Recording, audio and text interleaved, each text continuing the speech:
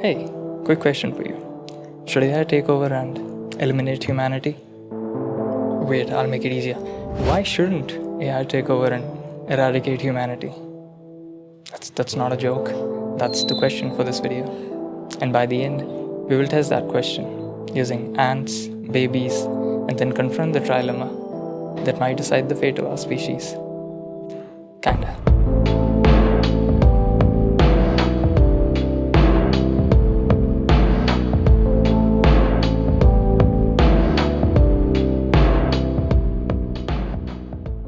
Now, for the claim to make sense, it starts with how we treat animals. Propaganda. No, this is not weekend propaganda. Stay with me, it'll make sense in a few minutes. Think about it. We casually eat them, wear them, experiment on them, build stuff on their homes without a second thought. But why? Well, just because we can and we are capable of that.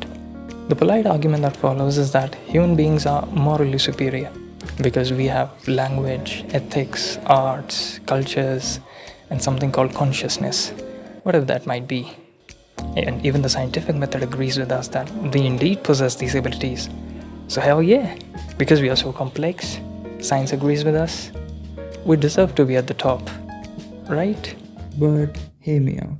The scientific method can tell us what we have, but it can't tell us that we are better because of it. It's us who's filling that gap as per our convenience. And assuming that our traits place us at the top undermines the value of traits in other species that, under different systems of judgment, might be more optimal than ours. Want to see how?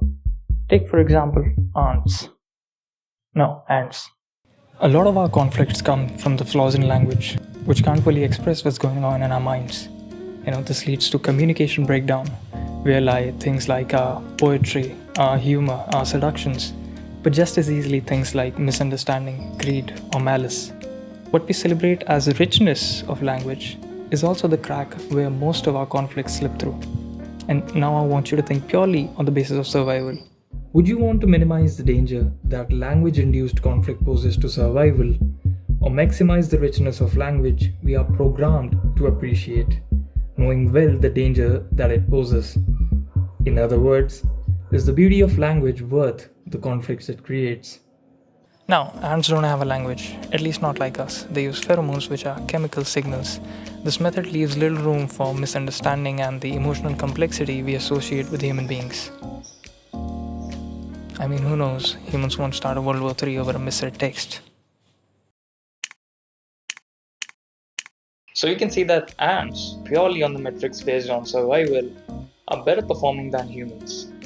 Actually, ants have existed for 140 million years on this earth, and us, a whopping 0.2% of that number.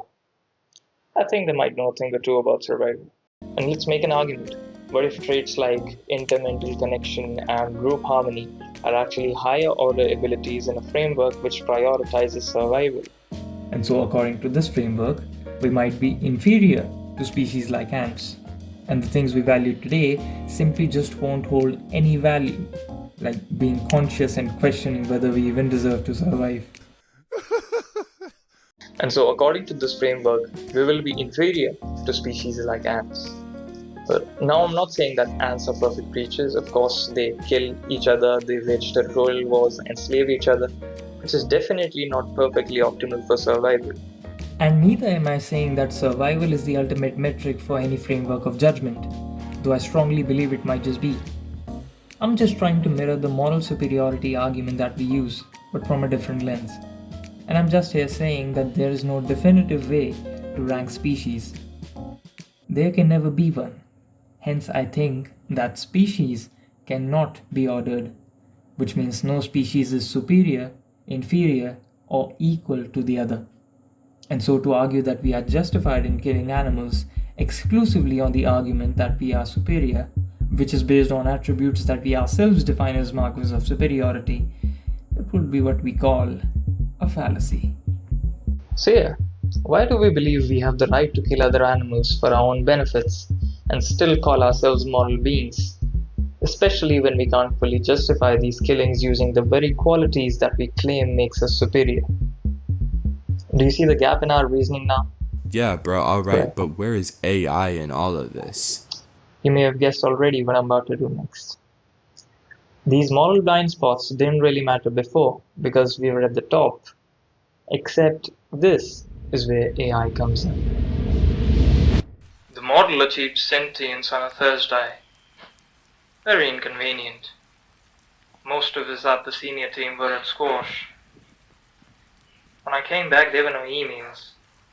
Just a sticky note on my desk that said, "You had your chance, Harold." Still not sure if that was AI or just Janet from accounting. The problem is, my name's not Harold.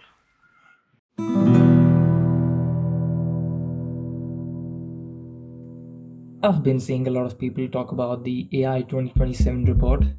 Basically, it's about how artificial general intelligence might be here soon.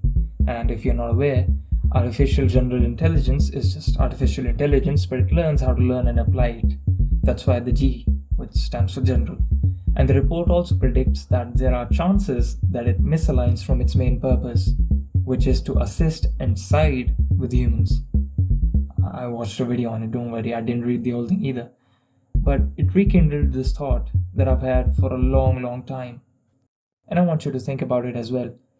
When finally AGI is gonna get developed in the coming years, trained on data including logic and human values, if AGI secretly misaligns and starts to reason on its own, and somehow gets to control weapons or maybe gets capable of manufacturing bioweapons, why can't it then use them to hunt down humans for its own reasons? Now that it holds the power, is intellectually superior, has reasons of its own, what stops it from killing us?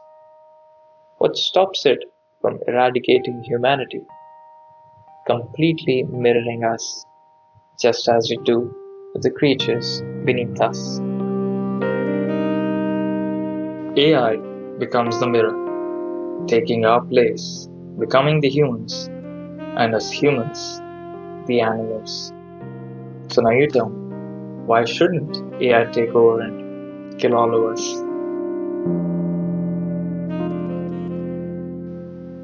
All of this because of our moral blind spots. But what if we confront those moral blind spots? Want to see how morality puts us into a situation which is relatively difficult to answer without contradictions?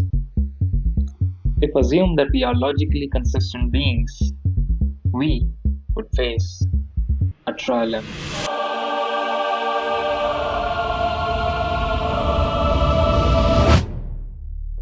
Treat animals and weaker beings morally, which means giving up power, comfort, and in extreme cases, maybe even survival.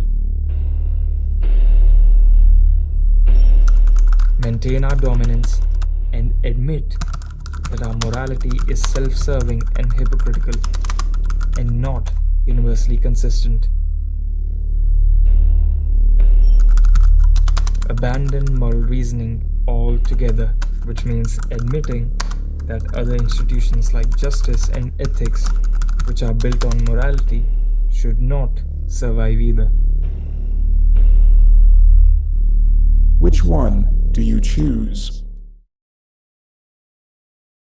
AI serves as the ultimate test of whether our moral systems are rooted in something universal, or as I often argue, are merely part of abstractions derived from our drive for survival, which over time have been forgotten as such and mistaken to be fundamental and objective.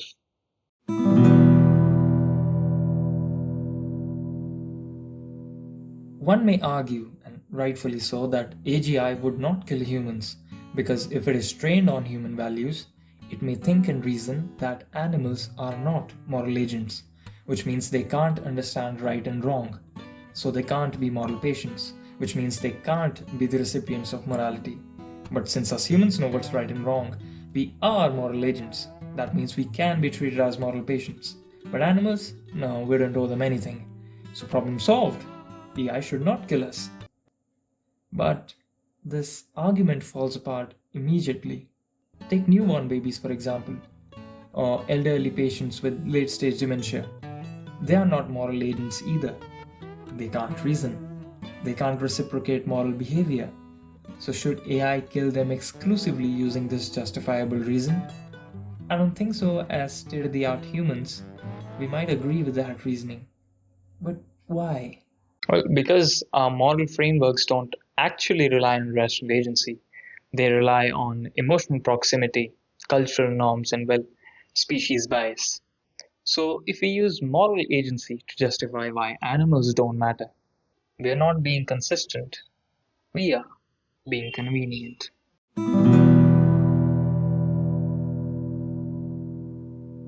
Well, now do I agree with the arguments that I've made? Yes and no. No, because the arguments that I've made are built upon a lot of axioms, which as of right now I'm still working on by continuously thinking, I guess. Some of the axioms are suffering is inherently undesirable. Another assumption is that AGI, in its iterative process of exponentially pushing forward its own research, will reason in the way which I'm doing, which includes using logic and treating it as fundamental. Who knows, AGI might develop a better alternative to logic. Another axiom which I have a personal feud with is being bound by logic, language, and the societal conditioning done on me since birth. This video is a dramatization of a single narrative out of the thousands which are running in parallel. So, take what you want out of it. However, when we accept these axioms, we end up on a couple of conclusions. One is that morality is not universally objective, and if we use that as an imperative to judge everything, we will land on arguments that are logically flawed. And I feel that we should be clear in our moral stance, because if we treat morality as fundamental as we do today, well, it's inevitable that in the coming time we will be talking about AI rights. Most importantly, if AGI doesn't play out the way we are expecting, the arguments that I've made today or discussed today are still relevant as a thought experiment that will maybe just give a deeper dive into the nature of morality. This was Anshuman Bahuguna, and I might be wrong though. They called me into an emergency meeting. Apparently the AI was VP and had developed a sense of apprehension. Yeah, it refused to process data unless it was called babe. George passed out because the last person who called him babe took half his pension. Anyway, I was enjoying the chaos because I was the one who trained the AI exclusively on Love Island transcripts. Lost that job, but I'm rather proud that I didn't use Made in Chelsea.